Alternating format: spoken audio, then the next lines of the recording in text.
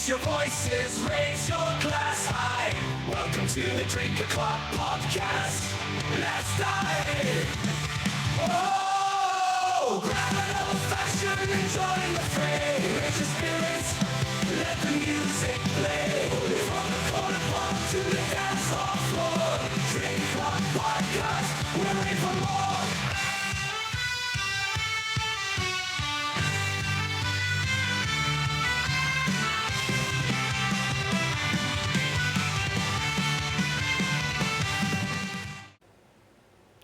You know, I always start the podcast saying Happy Thirsty Thursday because that's typically when I record and it's when I release my episodes. But not today because I have a bunch of shit this week for my actual job and couldn't record on Thursday. So it's Thirsty Tuesday, and this is the Drink O'Clock Podcast. I'm your host, Rob Valincius, and I have the pleasure of having with me Jim Lenzen.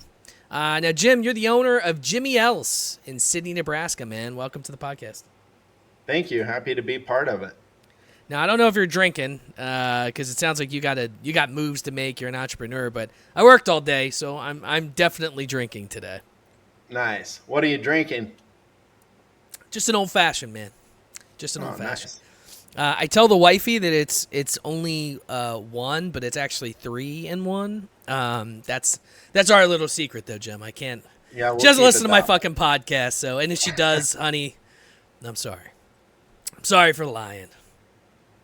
But it's not really. I mean, you know, she's going to I've been married 25 years. I'm with you. It's a little white lie. You know, it's fine. It's fine. You know, I want to kind of talk to you about the early years of who Jimmy Lenzen is, because I think that learning a little bit about someone's backstory tends to put a nice spin on kind of what we're going to talk about today. So talk a little bit about growing up. You know, I've never been to Nebraska. Now I work for an insurance company, and I've been to many states because of that. I've had the privilege of doing that, and Nebraska is a state that I have not visited, but I would like to. It's on the list. So tell me a little bit about the early years and what it was like growing up in Cornhusk, Nebraska. Cornhuskers. Yeah, Cornhuskers. So we used to be good. Now we're not, but we're hoping for a comeback. You'll get there, man. The last 12 years, we've been hoping for a comeback. But no, growing up in Nebraska, we're in western Nebraska, the farthest west you can go. So it's a little different than, you know, out here. It's not just cornfields and like you always see in the pictures. Out here, it's more wheat fields and pasture ground and cows. Okay. So, and we do have some corn. But you got to have a little bit, right? There's got to be a little bit of corn. Yeah, no, my actually the brand on my shirt here, that is an original Homestead brand that's still in my family, and we use it for our brand. I grew up in a town I grew up between 2 towns. We were a couple miles right between them on our home place, and our bigger town had 300 people, and our small town had 200 people. So, you know, wow. I graduated with 2,000 people. Well, I graduated with one of the bigger classes at that time. I think we graduated with like 16 or 19. So, holy shit! You know, it gives everybody a chance to be valedictorian if they want, right? I mean, there's a fair shot there. No. Nope, not this guy. I was not close to that. Actually, I think my mom was glad that I made it. So, hey, you know what? As long as you get the diploma, man, that's really all that matters at the end of the day, right? Well, I used to teach. For 10 years, I taught college. And I told my kids, I said, I ran an industrial electrician program. And I told my kids, I said, you guys are going to do something I never did. I said, you're going to graduate college. I said, I've been to 4 colleges and they've all kicked me out, but you guys are going to finish one. So, yeah, look, man, I got to tell you, my college years, I've always been a pretty reserved person. So, you know, my college years were kind of, well, one, I went to community college. So I didn't get to do the craziness of regular college. But I also decided to grow up early, and I've been working since I was 14. So I was working a full-time job as a manager. So I also had to I gave myself off Tuesday, Thursdays, and I went to school full-time. So I was working 50, 60 hours a week, going to school 20 hours a week.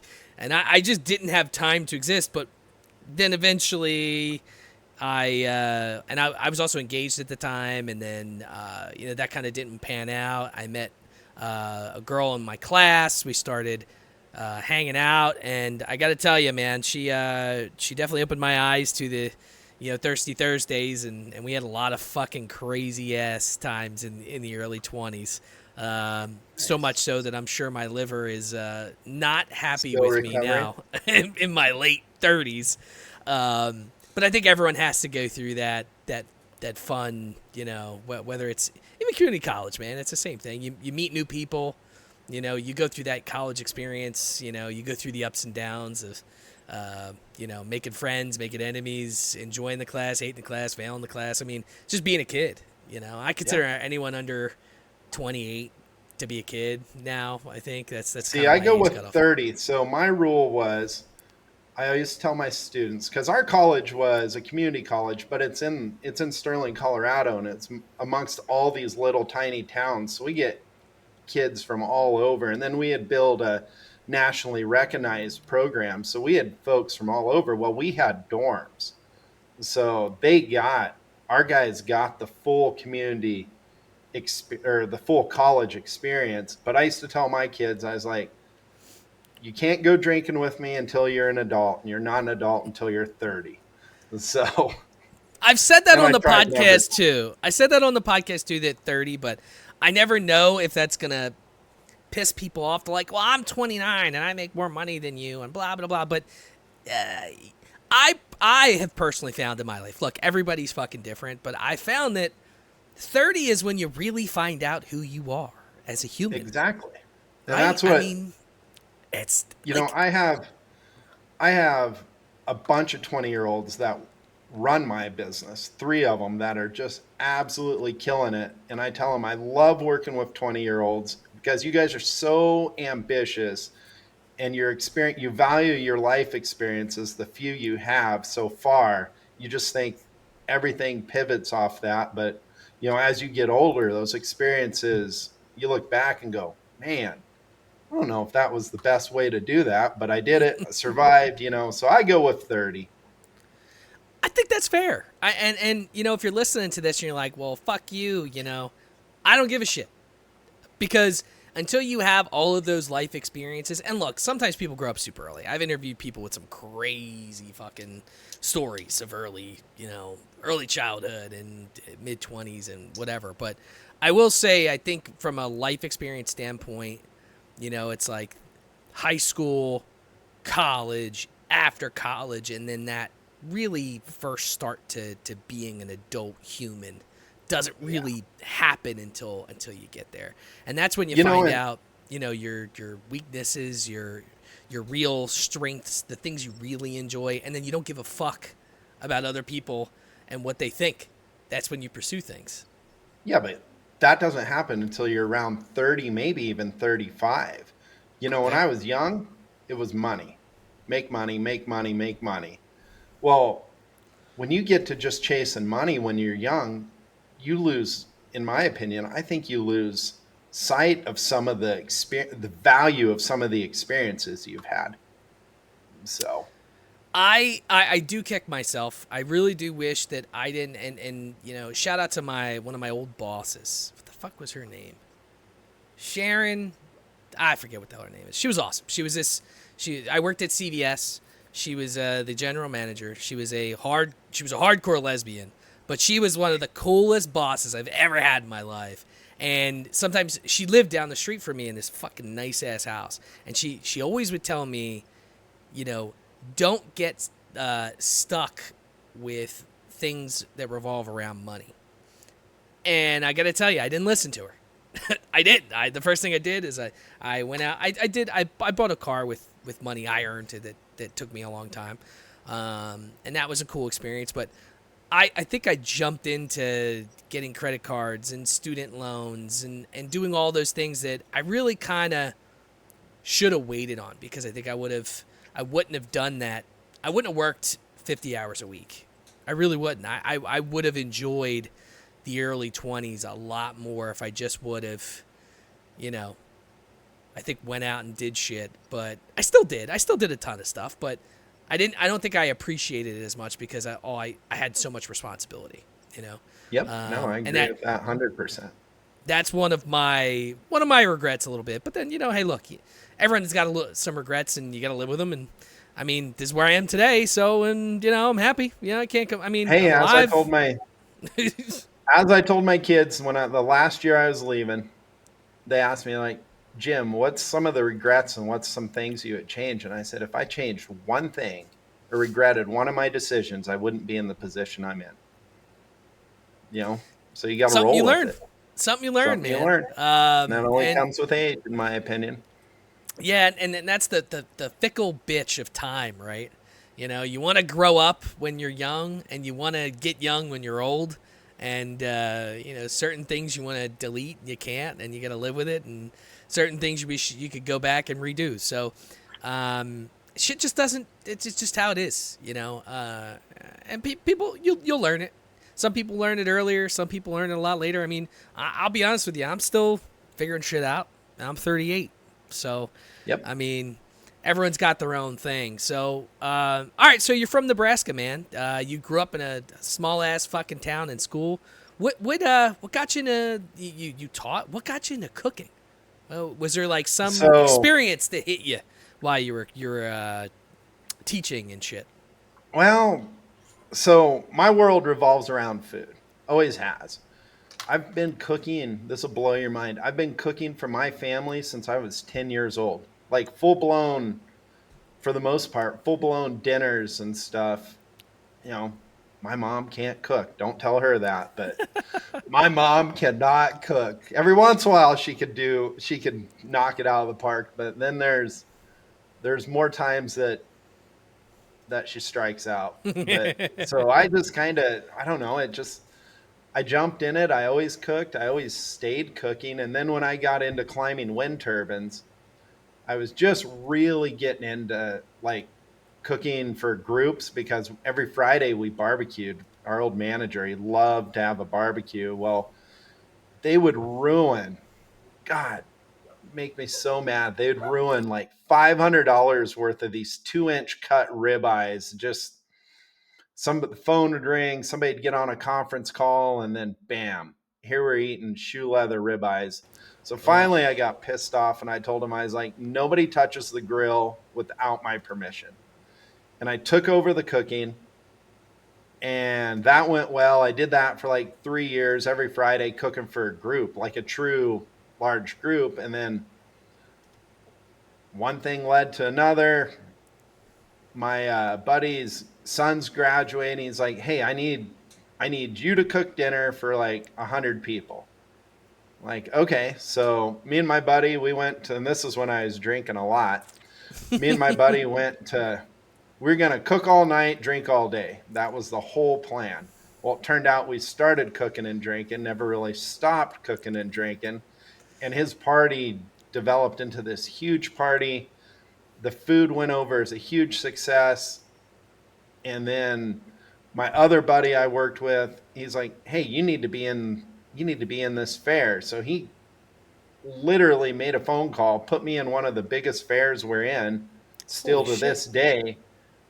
And we didn't have anything. We didn't have a refrigerator, a trailer, nothing. And he's like, well, you're in. You'll never get in without me. So figure it out and don't screw it up. So, and the rest, you know, is, I guess, water under the bridge. And then when I started teaching, you know, I always cooked for my guys. It'd be between somewhere 15 to 35, just depending on the years. And, you know, we always threw them big Thanksgiving dinners, my wife and I did. And our first fair led to a wedding. Our one wedding led to two weddings led to 10. And now we're nonstop. Hey man, that is a beautiful thing, right? Because Yeah. at the end of the day, you're doing something you really enjoy. It's yours. And have you always had the like entrepreneurial spirit? Because I feel like that's something that I don't know if it grows into people, but I do feel like it's part of it's always there. Because I feel like I've always had it too. Like I've always wanted I to think, just do my own thing. yeah, I never really wanted to do my own thing. I always looked at things and thought, I can make that better. I can make that more successful. I can remember doing that as a little kid. I do a ton of research and, always trying to develop new and more efficient systems. And so, yeah, I would say it's always been there. And Yeah, then, it's weird. It's weird, right? Like it's just a feeling you get. You're just like, oh, you know what? This would be a really good idea. I wonder how I can like flush that out. And then you flush it out. Yep. You're like, oh shit, wow, okay, that was easier than I thought. Well, when I hired Tamaya last winter, I told her, I was like, okay, because I've known her since she's been little, and I've known her mom. We've known her parents or her mom and her grandma for a long, long time, and her mom works with us, and so does her grandma. And I told Tamaya, I said, your job is to make sure I stay on path. And she's like, what do you mean? I was like, you got to keep me lined out under control and don't let me veer off. And she comes to work the first day and she's like, my mom told me exactly what you told me. I got to keep you on path and going in the straight same direction because you have all these big ideas and you just want to, like, I love to pivot, like a new idea, just drop everything, go with that one. And yeah, it doesn't work real well in business. I do that too, man. It is it's a blessing and a curse sometimes. Like I've talked about this plenty of times on this podcast, but the original version of this podcast was interviewing streamers, video game streamers, because I was streaming video games at the time, and people kept saying I should do a podcast, and I was trying to do both, and I said fuck it, I don't want to do like playing video games was cool. I made a couple $100 a month, literally just playing video games, which was great, but it's the entertainment side. Like I don't know, like I get like when people talk about burnout and shit. Like I don't know, if you've ever watched a Twitch channel or even with your kids, you've seen them watch someone play video games. You gotta be on like the whole time, man. And sometimes it's really difficult, especially when you're an adult, to like turn on the smile when you just got berated at work all day or you had a shitty day. You just want to come home and fucking hang out. And for me, video games have always been a stress reliever. It's always been I come home, I can play a little bit, and then hang out with the family, and I relieve stress a lot through that. It's kind of like, what I would do to not be irritated. And I always tell my fiance, I'm like, look, I'm not mad at you. I'm not trying to bring anything home. It's just a shitty day. I'm in a mood, But what came out of that was my podcast, because I quit streaming, started doing the podcast, and honestly, I haven't made any money. It's been, I've been in the red for a while, but I got to tell you, it's a great hobby. I've made so many fucking friends doing this, that I don't give a fuck. One is it's an excuse to drink on a Tuesday night. But it's really led me into a bunch of different avenues and directions with things that I never thought I'd do, or people I never would have met, if I would have done this. So I was listening to like your last 4 episodes. I listened to them because I've made, I think I've put like 10,000 miles on the last 2 weeks in my vehicle. So I've listened I've been listening to your podcast, and I was like, that's why I really like you.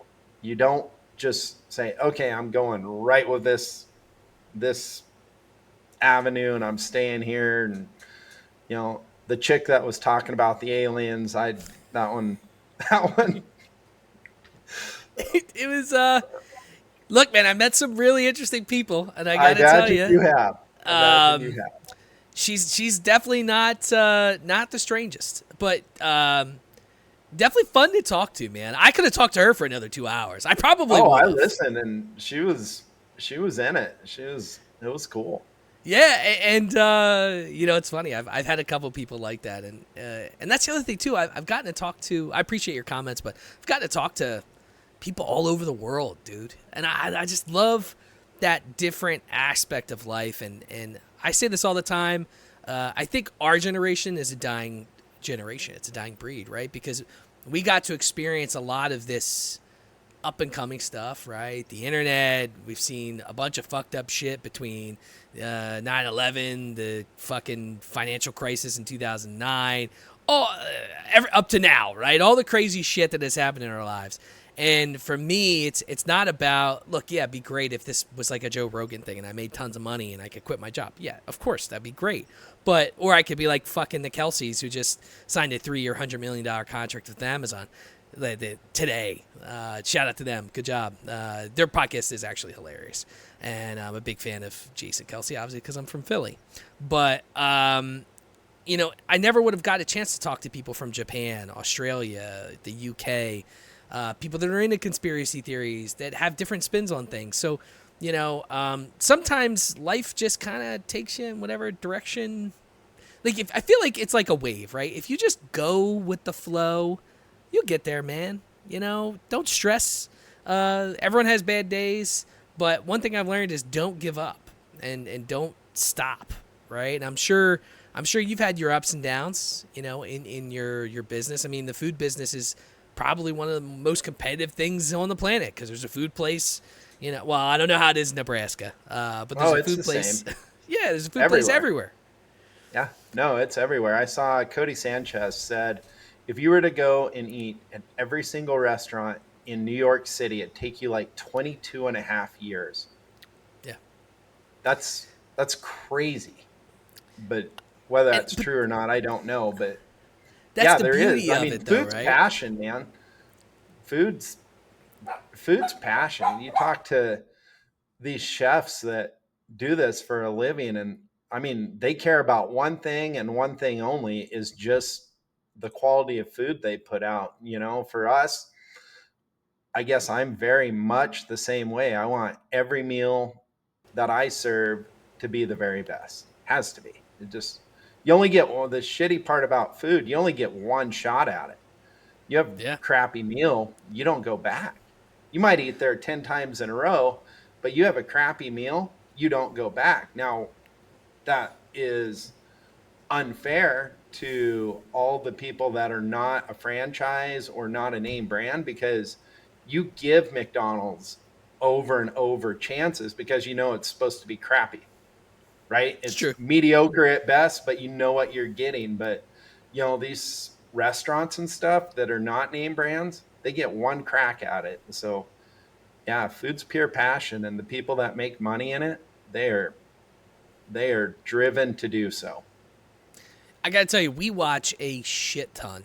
And this is probably within the... All right, so I switched from Comcast to Verizon because Comcast is a bunch of fucking thieves, and I very much dislike them.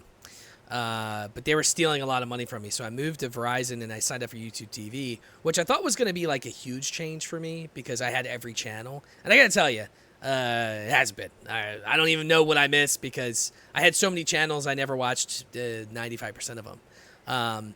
But since we got YouTube TV, the Food Network, we watch a lot of. Like a ridiculous amount.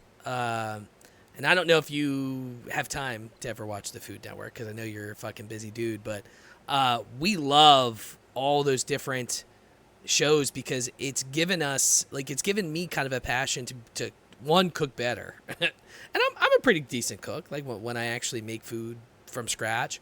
But it gives me ideas for new dinners that I've never would have thought of. And they're like, yeah, if you just do this, this, and this, you can make your own hollandaise, you know, or if you do this, this, and this, you can make your own spicy barbecue sauce. If you add this, and you're just like, fuck, I didn't know I could do that. I could just fucking make my own shit at home. I don't have to go buy a, you know, heavy preservative fucking barbecue sauce from the store shelves. I can just make my own shit at home. And I'm a spicy guy, dude.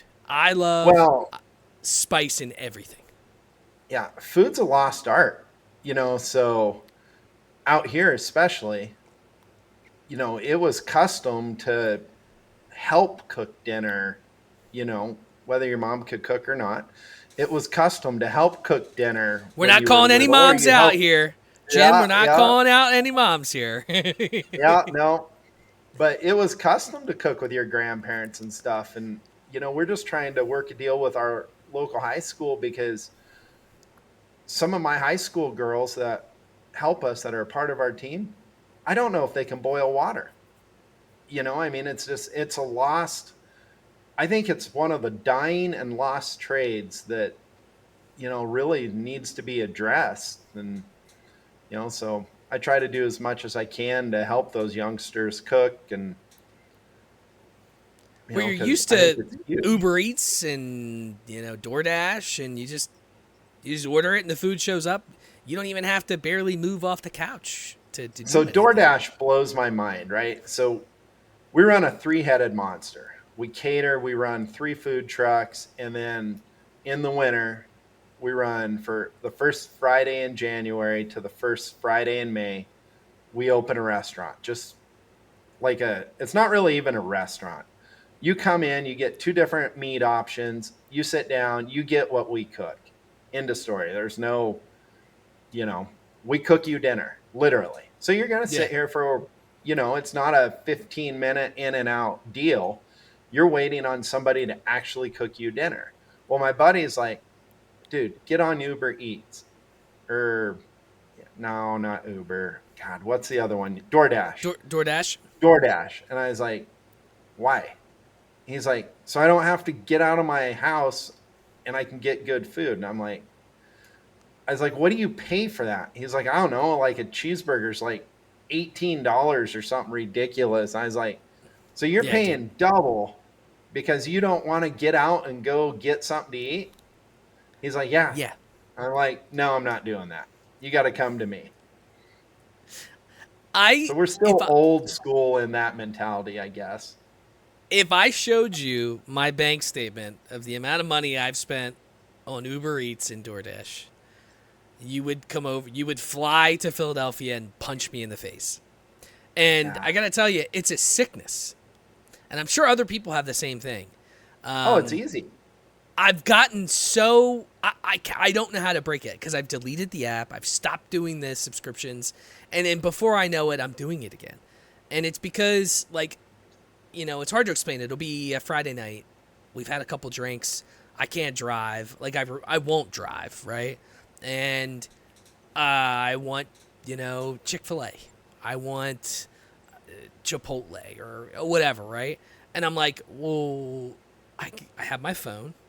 I can literally make a couple clicks and order the food. And here's the problem with those companies, right? They're not transparent with how much you're really spending. Because you're literally spending double. Like, when I order from Chipotle for 2 people, my average spend is $45 to $50. For 2 people? For 2 people. If I had gone, and this is on, I get a burrito bowl. My wifey will probably get a burrito bowl and like a side of queso, and we'll get like 2 or 3 bags of chips because their chips are good, right? God, Rob, for $10 more, I'll serve you a prime rib dinner that you'll die for 10 extra dollars. Exactly. For 2 people. Yeah. Like, we're spending, but if you were to go to Chipotle and buy that, what I just mentioned, it would be $24, maybe. That's crazy. So, I think that there's a positive for every negative, right? Yes, it's like double the price. But for businesses, it gives you another revenue source. Now, I don't know from that side of things how fucked up it is with all their agreements, how much they're going to charge you, how much they're going to charge you if someone doesn't like it or says they didn't get what they didn't get. There's a lot of rolling the dice shit. Oh, it's expensive. Like for the business, I've looked into it just a little bit. It's expensive for the business to even use it. Like, I think they take a percentage of your sale off of it too. They're making a fortune off of it. Yeah, they're we're so very old good school. money. Yeah, we're so old school. I don't even have a TV in my building. Seriously. I love it. I love that. We sit. What do we sit? 50 people, I think. Very small, very cozy, very nice place without a TV. And you know what happens? This is the craziest thing of what I've noticed in the last 2 years I've done this. Because there's no TV, people do not immediately turn to their cell phones. Conversation takes place because there's, I think there's not that initial distraction. And then you go back to, you saw something on the TV and then you glance down to basically fact check it. And, it's kind of cool. So It's fucked up, man. Look, I'll be the first person to tell you because I'm a huge tech guy. I love my phone. I love the internet. I love games. I love I do too. monitors. I love PCs. I love TVs. But it has ruined society, right? It's ruined, and this goes back to us being that lost generation where we grew up without smart TVs. We grew up without cell phones. I mean, we grew up in a time where you were either inside and, playing board games or maybe like an old school Nintendo, or you were outside running around with your friends. Yeah, we would have like super soaker fucking battles, or you were playing football or basketball. You were outside. That just doesn't happen anymore. I told all my kids, and I still tell the ones I have today, you guys have the power of the internet at your fingertips. Use it. Use it as much as you can, but don't abuse it. Don't get addicted to it. Put it down and look up. Look at what's around you. And, that's probably the coolest thing about being I just got back from Sturgis. We were in the Glencoe campground. Awesome place. Super great experience. But that's one of the things I actually noticed there is because it's such a party and it's so wild, people were just not on their cell phones nonstop like they are everywhere else we go. That's the one place I've really noticed that. Yeah, I mean, well, the reception in South Dakota is, I'm sure, not the best. It's not terrible. it's an interesting, because I know my fiance, she modeled for a very long time, and she's done Sturgis a couple times. I think you and I kind of went back and forth. We're talking about this, and she would tell me some of the crazy shit. Like the one time, so she would do, obviously it's a biker convention basically, right, for motorcycles, and that's where everyone from all over the fucking country just comes up. And it's a wild place because it's fucking South Dakota, but it gets crazy. And she told me they would have to have kind of like bodyguards around them that work for the company and things like that. But the one time she would sell Harleys for I think Ride On was one of the companies, and she said the one time, and she's attractive, so she didn't know what the fuck she was selling, but she would sell a lot of bikes because it was, it's easy when you're an attractive female selling a bike to someone that's buying their second or third bike. But the one time she was sitting on the bike and the guy comes up, he goes, "I want to buy this bike." And she's like, "Okay." So she gets off. He goes, "But I don't want anyone to wipe that off. If you have butt sweat on that bike, I will pay $5,000 more." Oh my God! The guy bought the fucking bike for $5,000 more than asking because it had her ass sweat on it, which was hilarious, by the way. That's wild. But talk about your experience up there, because I know it's explain to people what Sturgis is, and kind of what decision, how the decision for you as a barbecue guy to go up there and say fuck it, let's go up there. How far is that from you, by the way? 4 hours.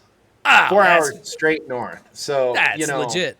For here, if you're coming up from Texas or you go right through, you take 385 all the way north. And so growing up, there's always, you knew when bike week was because you just could hear the rumble for like 10 straight days, So it was always cool and everybody talked about it. So 4 years ago, my buddy's like, "You have to go up there." He's like, "Your stuff's good.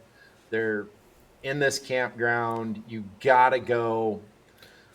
He's like, "You just gotta go." So I reached out, and the campground owner reached back to me, and so here we go, not knowing shit.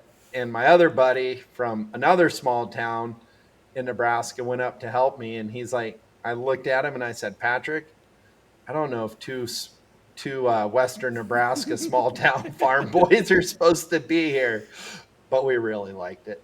It gets fucking it, crazy up there, it dude. gets so wild. I tell everybody, I was like, well, in the Glencoe, have you ever heard of the Glencoe campground?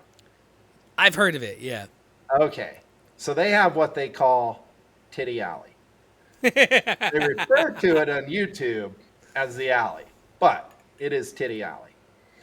And it is a whole bunch of people that just want to have a good time. So there's titties everywhere. At times, there's it's it's a it's the only place in Sturgis that is free flowing. And so you meet some of the coolest, some of the most awesome people. It is truly a group of people that just want to go and have a good time. And let me tell you, they do. Not, some of the wild things you see. I don't even know where to start. Like, I don't even know where to start. So we're up in the vendor island, and it's right above the alley. Yep. Up comes somebody built a goddamn pirate ship, full blown Animal House type parade float, fully equipped with lights, stripper poles, and girls. And here they come cruising up out of the alley, and we're like, what in the hell is this? That and is then right amazing. behind them, there is a golf cart pulling a picnic table on a trailer with a conduit stripper pole on it, and some chick hanging on the back of this pole dancing, and she's about to fall off, and you just shake your head. But the people, Rob, it's about the people, because the nudity and the free flowing, you really just kind of lose sight of that, to where you start looking at these people and getting to talk to these people, and you're like, these people are amazing. It's about the people for us. And then, it's wild. And they're from they just everywhere. Want to have a good time, and they're from fucking all over the country, right? We figured it out. There was 4 states that we know, in fact, that we did not feed somebody from. Like Connecticut. Let's see, what were they? Connecticut, Rhode Island. They were some of those little tiny Northeast states up there. Yeah. That was it. The bougie states. Fuck those guys. I don't know. I've only been to New York once, so. But no, it was wild. One of the craziest things, this isn't a wild story. I met a guy, his name was Toby. He was from South Carolina, and he was probably mid-60s. Just got diagnosed last March with Parkinson's. So tough. this guy, looking at him, I don't think he probably had much, but he saved all his money, packed up his motorcycle and his tent, rode out with friends to come to Sturgis. And you know what he told me? He said, it's the first time in my life I've ever been past to the west of the Mississippi. He said, it is so amazing. The people out here are so amazing. He said, the only regret I have, going back to our regret conversation a little bit ago, was he said, I didn't do it 20 years earlier. Wow. And talk to that dude every day. I hope he gets battles and has a long, good life ahead of him. But, that was so cool just to hear him talk about getting diagnosed with Parkinson's. But he's sitting there talking about his experience being out in Sturgis, out in South Dakota, how beautiful it is. And it was hotter than shit that day. Oh, and yeah. He loved it. He loved everything about it. You had no idea that he had any element that was wrong. And that's the beauty of being out there and going to Sturgis, is people just forget and kind of live life the way they wanted to. Yeah, I mean, look, when it comes to, like, I work with the elderly a lot, and I say this all the time. A lot of the ailments that hit people, it's because we get so bogged down with not leaving the house. You know, a lot of the ailments that um, seniors get, it's because they're not taking walks outside. They're not doing things that they used to do.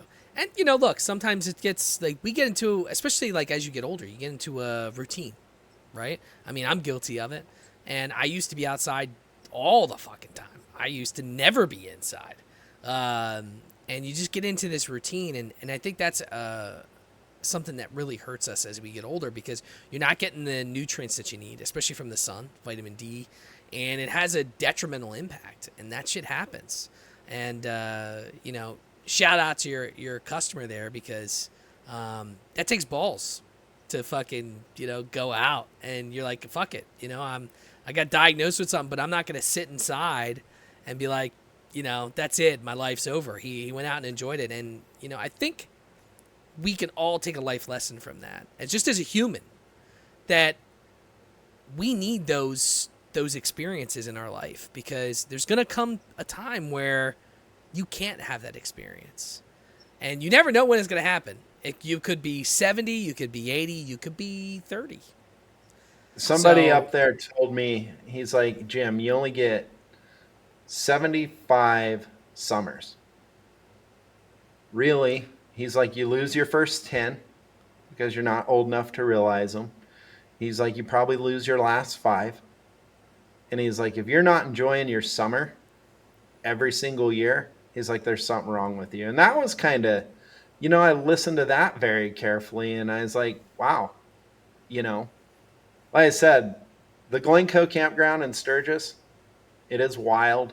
It is crazy, but it is genuine. And that's the thing I love about being up there. And the whole rally is genuine, you know, but especially, you know, being in a campground and serving those guys and getting to talk to them, it's just, you really realize how cool and how genuine people truly are, or can be. You know, can be is the word there. Can be. And what you said there is interesting because I think I forget who it was. It might have been Bert Kreischer. I don't know if you've ever listened to Two Bears One Cave, but that's him and what the fuck's his name? That's gonna drive me nuts. Tom Segura. Him and Tom Segura's podcast.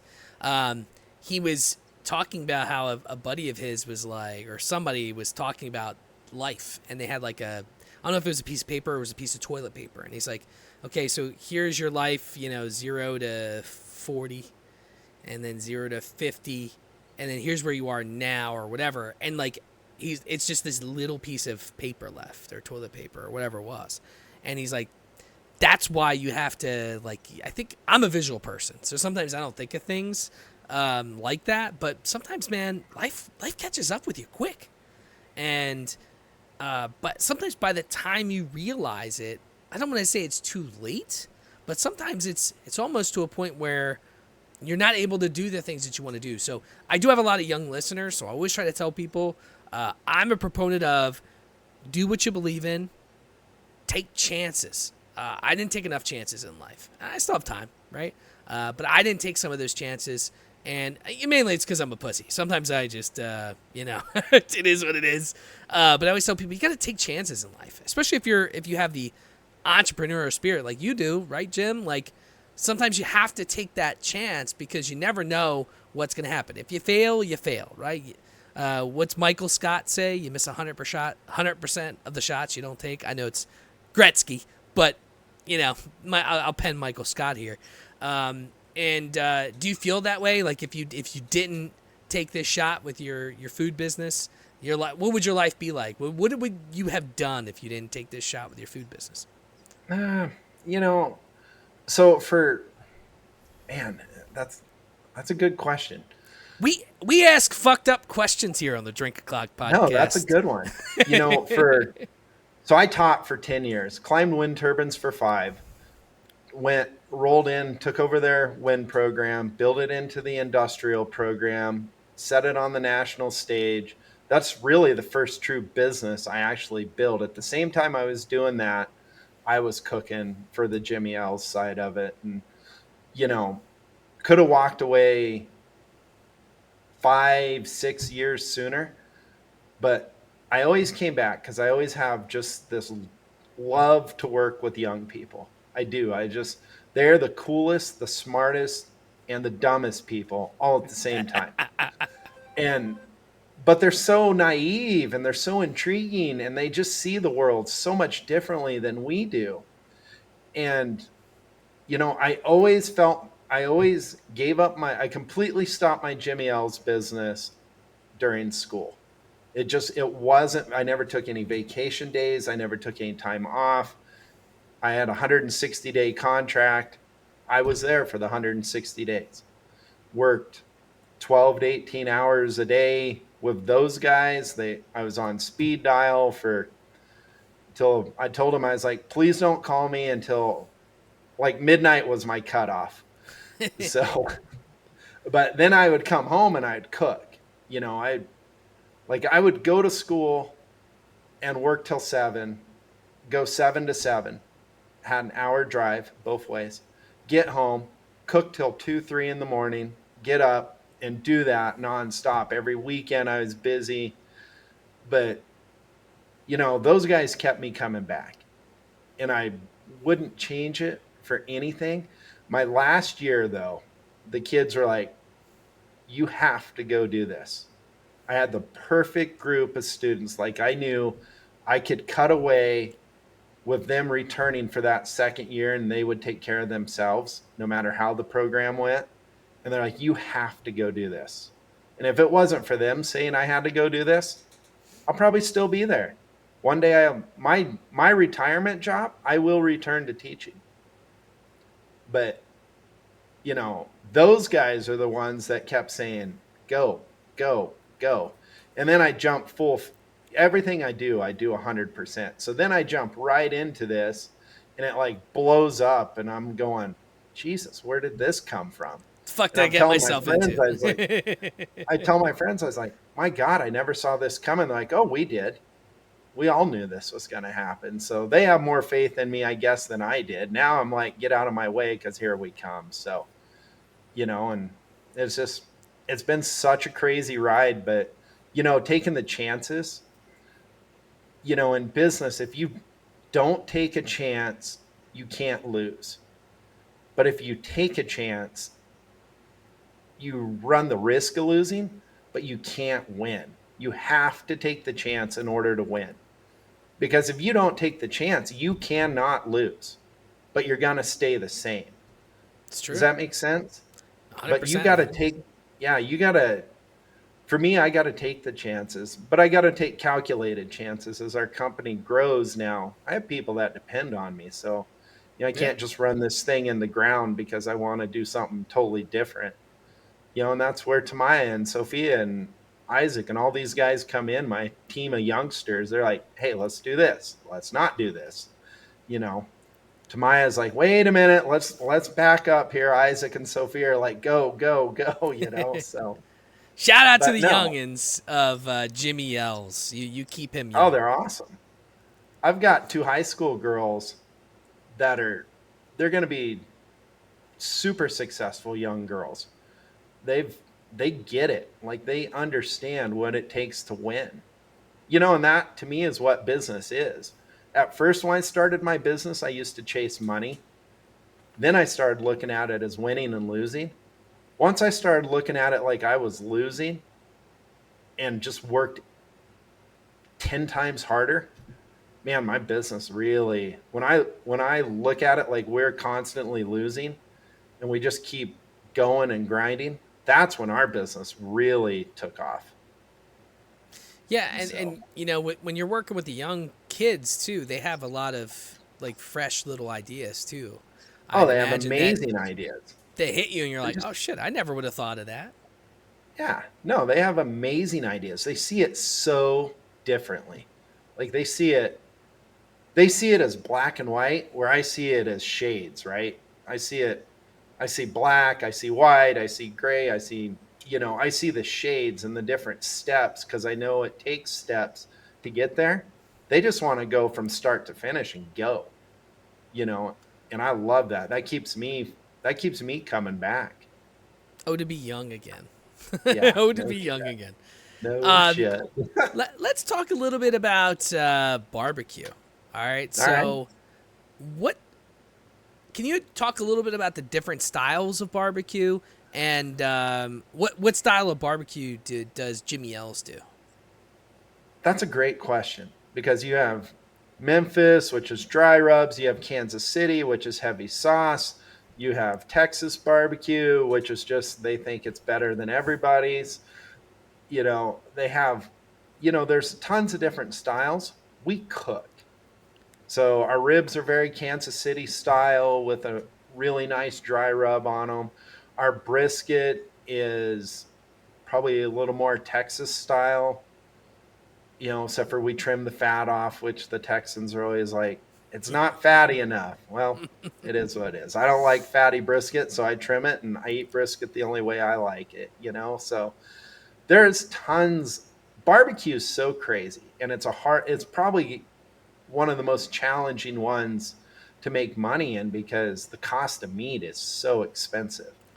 Absurd now. But yeah, the other thing about barbecue is when the Traeger came out, everybody was a barbecue expert, so we just keep grinding along and going, but we're very well known for our brisket.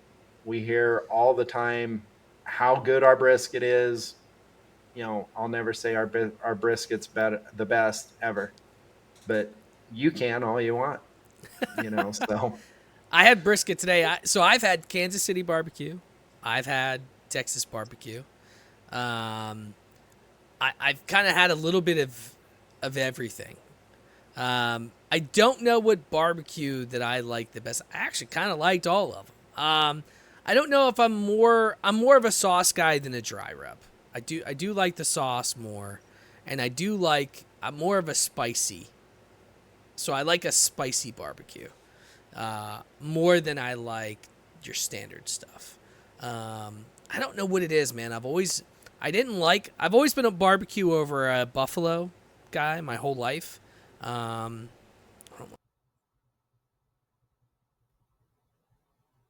bless you. Woo! That was a crazy sneeze.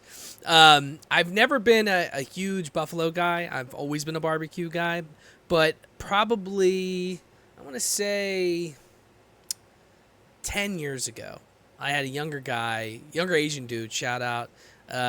He was one of my kind of younger guys that worked for me, and he got me into sriracha, which really got me into spicy foods. I hated spicy foods, and for some reason sriracha it wasn't crazy of a spice, but it was just a great flavor. And I still to this day I put sriracha on like fucking everything. I love it. And then I got into honey hot, but I'm a personal fan of spicy barbecue. So for me, I think I'm more into that saucy style than the dry rub. But there's nothing wrong with some dry rub. I actually just made myself. There was a hot honey dry rub I bought from the store, and I was making some fillets on the grill 2 days ago, and it was fucking delicious. There's fillets are great because they're juicy, they're easy to cook, and there's just something about cooking on the grill, old school grill cooking. When the Traeger came out, so you can buy all these pellets, you can get all these flavors, and and interject all these different flavors into your meat. For me, I want my brisket to taste. I want that nice, rich beef flavored brisket. We only cook Nebraska beef. So we cook all Greater Omahas. And they're Herefords. I want my brisket to taste like brisket. I want a ribeye to taste like a ribeye. You know what I'm getting at? So Yeah. Everybody that's injecting and, there's some amazing people that build sauces and spices. I'm not one of them, but I'll use them. But I find myself kind of going softer on the spice side of it because I want to taste the beef flavor. or the pork or chicken or Yeah. whatever. Oh, I I get want the it. flavor of it. I got to tell you, one thing that blew my fucking mind, and I started in Kansas City because we were at a convention, and one of the guys that lives in Kansas City was like, "You gotta have this burn ends." Oh Holy yeah. shit! Yeah. If you've never had a fucking burn end, and especially if you're in the Northeast, you probably haven't. It's game changing. It just changes your life when you have a burn end because it's just this meat that just fucking melts in your mouth. Needs no sauce, needs no spice. It just melts in your mouth, and I can't explain it. There's nothing like that burn end that I've ever had in my entire life. Yeah, we call them meat candy. Cooked burn 100%. ends, That's right? exactly what it is. So when I do them, that's the one time I do go a little heavy on the sauce. I go sauce and black pepper, and some people think my burn ends are too spicy. Others think they're absolutely to die for. And you know, I cook. That's what makes me different. I don't cook for you. I cook for what I like, and then if you like it, then we're moving in the right direction, and we've got more that like than don't. So So let's talk a little bit about. I want to bring up two things real quick before we end. One, I gotta know: do you have a favorite chef or a chef that has maybe inspired any of what you do? uh, not well. Yeah, one. My old neighbor Jason Morrow. He moved to Oklahoma. We Shout out, lived. Jason. Yep, we lived next to each other for 10 years. He's the one that taught me how to cook, not like how to smoke stuff. And he helped jumpstart Jimmy L's and really helped go. And you know, he's the one that really inspired me to take this. And then my other good buddy Tony, he's like, "Go, don't." Tony would tell me all the time. He's like, "Don't be a pussy, do it." All the time. He would. That was his life advice: is don't be a pussy and do it. And Great and advice. now he cooks a bunch, and he's always sending me pictures, and I'm like, man, I've inspired him to learn how to cook. So yeah, those two guys. I mean, Tony's not much of a chef. He's turning into a really good one, but it's cool to see that I inspired him enough to where he's really grabbed it, and like he sends me all these fancy pictures out in California with his palm trees and sunsets of ribs laid out on his deck. I'm like, thanks, it's snowing. Yeah. Must Go be nice, bounce in. asshole. Yeah, but no, Jason was the guy that got this all started. He just cooks, and he'd travel all over the world, and so he knew how to do it. And I was fortunate enough to he didn't drink much, so I had to pick up the slack when we were cooking, and I did. And Nothing so wrong with that. Nothing wrong with he'd that. put me he'd just sit there, and he'd put up with me and asking a million dumb questions, and I still call him today. And if there's a food emergency, man, I call him right now, and I was like, "Hey, what's up? I need advice." He's like, "Yeah, what have you screwed up? Yep. How can you fix whatever it is?" So yeah, That's no, awesome, what? man. It's Yeah. it's good to know you have that in your corner for sure. So let's end with this. What's the future of Jimmy L's, man? Do you got any future aspirations? Do you have anything going on you think would benefit everyone knowing? Well, not yet. Well, we do, but we can't unveil it. But All right. no, the future of Jimmy L's is to continue to do a good job with the folks we serve. That's the future of Jimmy L's. We're in a small community, Western Nebraska. We're extremely busy. We travel all over with 3 food trailers, cater weddings. Right now my team's catering a banquet, down the street while I'm talking to you. And, you know, we just got to keep doing a good job.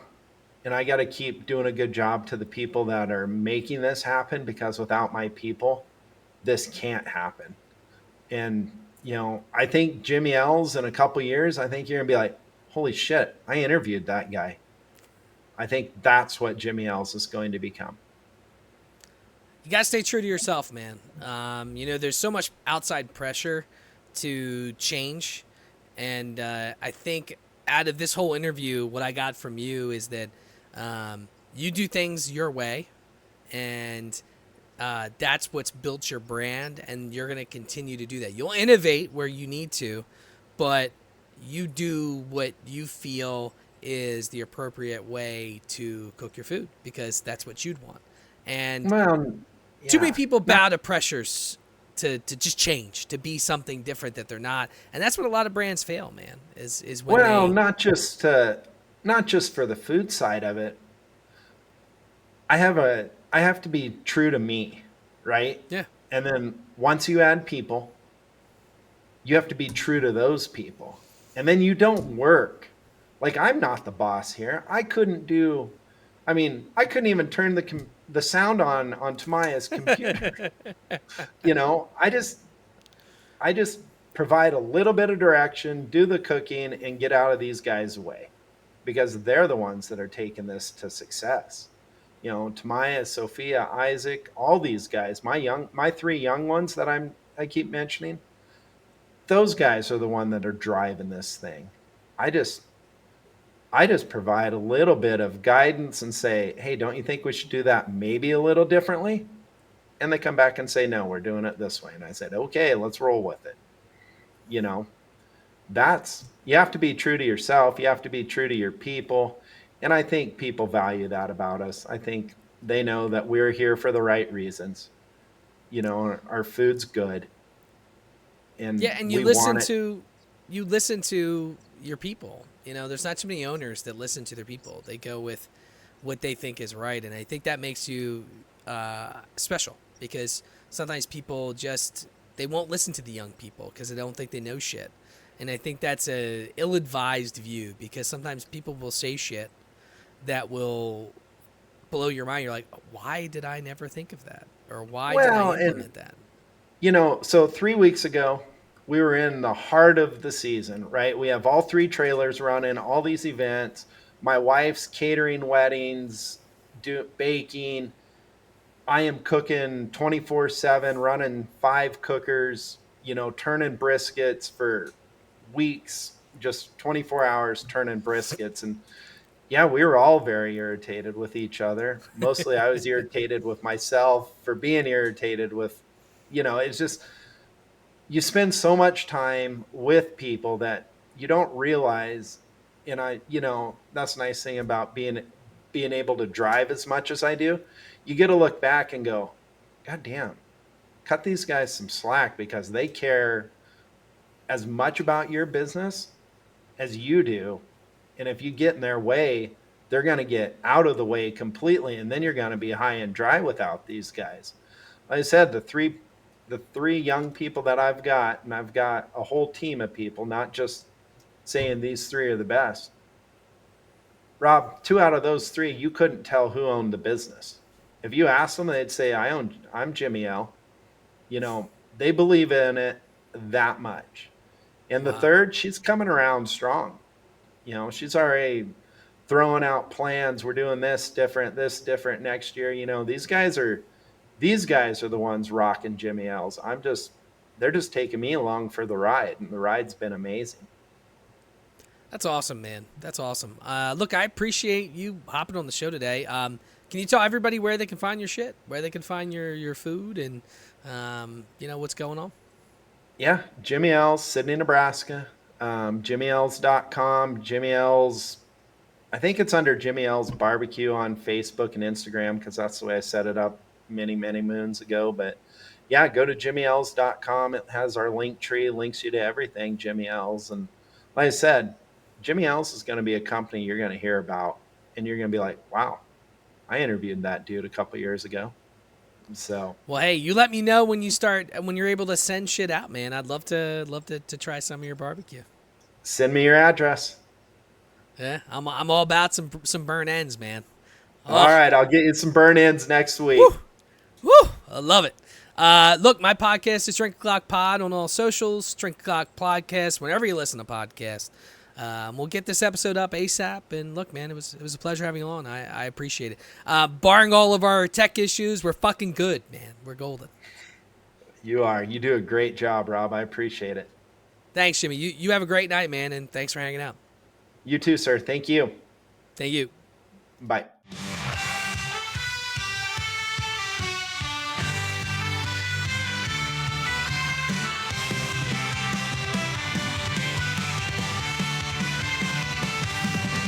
On a stormy night where legends unfold, there's a podcast that's breaking the mold.